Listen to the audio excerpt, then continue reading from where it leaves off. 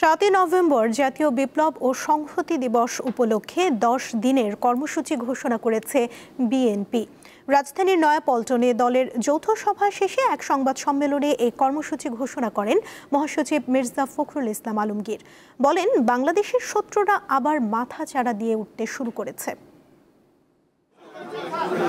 7 November জাতীয় বিপ্লব ও সংহতি দিবস উদযাপন উপলক্ষে রোববার দুপুরে রাজধানীর নয়াপল্টনে বিএনপির কেন্দ্রীয় কার্যালয়ে ঢাকা মহানগরীর নেতাদের সঙ্গে যৌথ সভা করেন বিএনপি মহাসচিব মির্জা ফখরুল ইসলাম আলমগীর। সভা শেষে 10 দিনের কর্মসূচি ঘোষণা করেন তিনি। আমরা 10 দিন ব্যাপী কর্মসূচি নিয়েছি।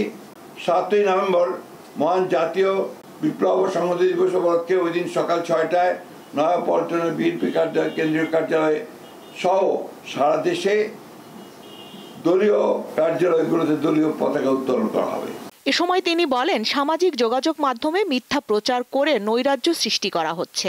আমরা দেখছি যে বাংলাদেশের শত্রুরা তারা আবার মাথা চাড়া দিয়ে উঠতে শুরু করেছে, মাথা তুলে উঠতে শুরু করেছে। আমরা দেখছি যতই সময় যাচ্ছে ততই বাংলাদেশে একটা অ্যানার্কিক সিচুয়েশন, একটা পুরোপুরি একটা নৈরাজ্য সৃষ্টি করার অপচেষ্টা চলছে।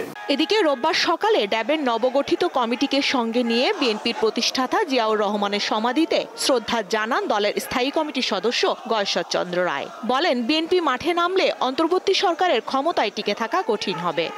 আমরা যতটা সুষ্ঠু অবাধ নির্বাচন চাই, তাই হয়তো যেভাবে প্রতিবাদ করার কথা আমাদের পক্ষ থেকে আমরা সেইভাবে প্রতিবাদ করছি। কারণ আমরা যদি প্রতিবাদ করি বা আমরা যদি মাঠে নামি, তাতে সরকার টিকে থাকবে কিনা সন্দেহ।